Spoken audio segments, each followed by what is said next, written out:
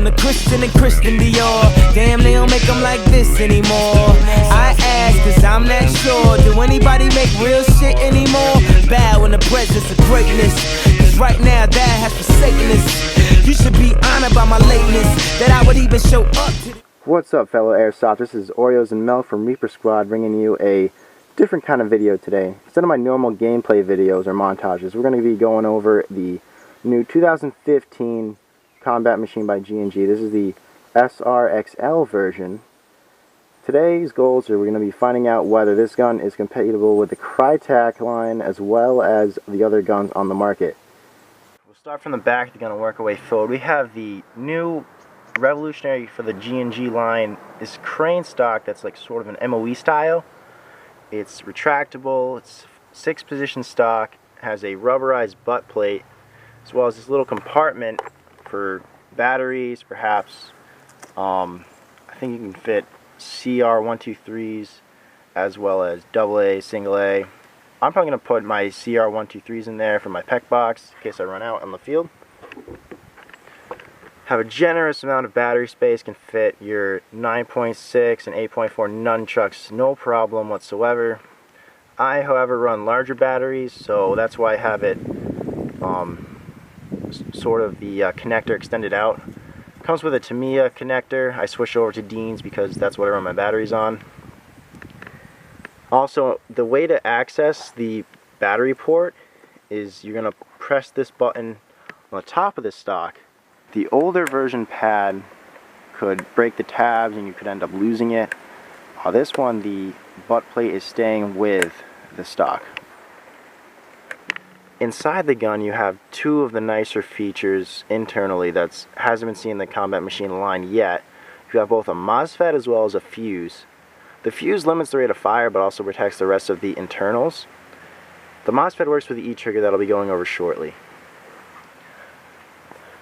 The stock is plastic, however the buffer tube's metal. Moving on to the lower receiver, you're going to have a sort of feeling a rubberized textured grip.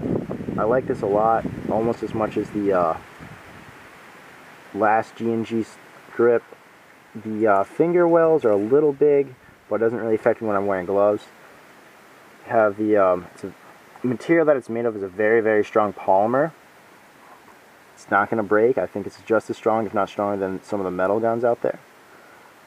Going on to the upper, you have a very unique looking charging handle.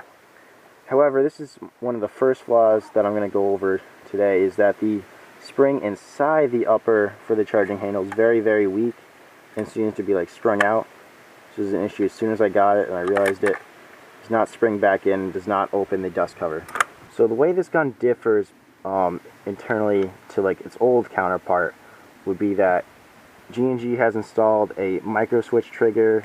It's also called an E-trigger, but instead of there being trigger contacts in the gearbox, it's actually just more of a switch. It tells it when it's shooting and when it's not shooting, rather than just sending a spark between the two contacts. This makes it for more efficient. You're not going to wear out contacts ripping on semi, which I usually do. You have a forward assist, bolt catch. They're both non-functioning.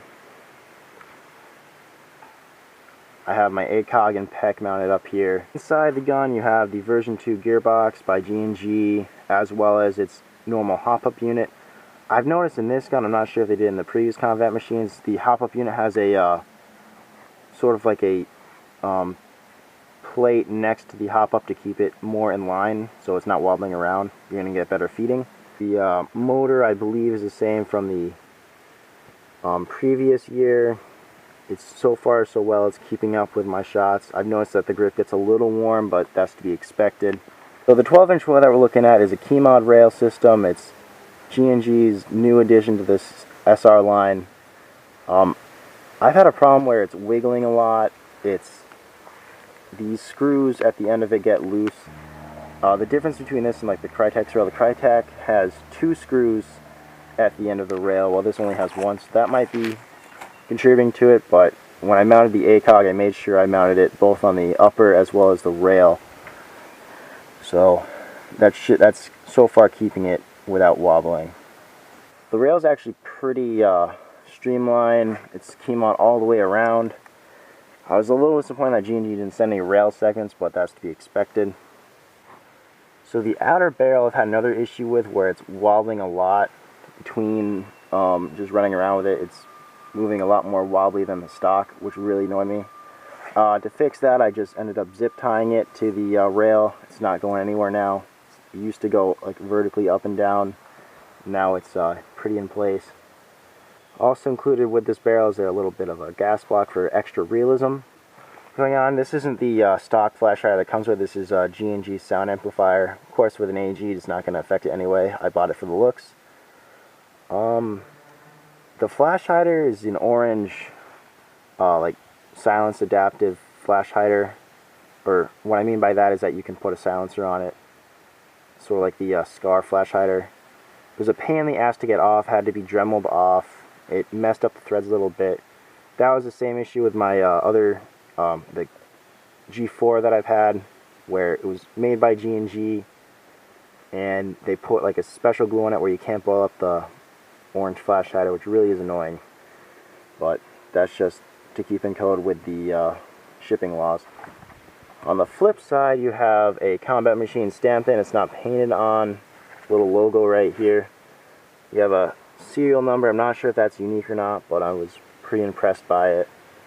The fire selector switch is on the right-handed side. It's for right-handed shooters. It's crisp. It's going to stay in place. It's not going anywhere. The fire selector switch is pretty crisp. Got safe, semi, and full. You also have a 3-round burst option where if you hold it in semi for 10 seconds, when you switch to full auto, it's going to be a 3-round burst. And that's working together with the micro switch. Or the MOSFET. Rifle comes with one high-cap magazine. It's a 300-round high-cap magazine by G&G. It's rubberized, so if you're one of the guys that grips it by the mag, this is for you. It's pretty streamlined. I have no feeding problems with it. G&G guns, the mag well doesn't really fit mid caps that well. A little trick that I do is I put a little bit of Velcro on the back of the mag well, so the mag sits in pretty tight. My Elite Force mags that I run with feed pretty well in here. I don't get the last 5 or 8 BBs out, but that's okay. One thing to note is that when I filled this gun, I noticed that the rail scratches very, very easily. I was going around corners and stuff playing an indoor game. I've had scratches on the left side, as well as a little bit of chipping on the front of the rail, so I'm a little disappointed about that. I thought the CNC aluminum was going to be a little stronger. So right now, guys, I'm going to give you a couple shots just to hear the sound of it shooting and give you my opinion of it. Let's be first on semi.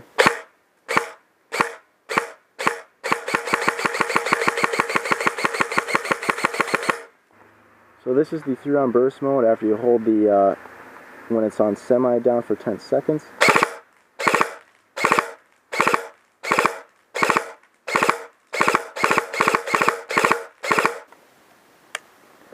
Here's it in full auto. Overall, I'm impressed with its performance. I'm just not impressed with the FPS and range, but that'll be changing with a new spring. Is it worth the money? I believe so. I bought this for $235 off Airsoft. I believe it's Airsoft Master and around the SoCal area. My overall opinion is that this is an intermediate gun for intermediate to higher level players. The price point is just right for it, and I'll be continuing to support G&G as a company throughout.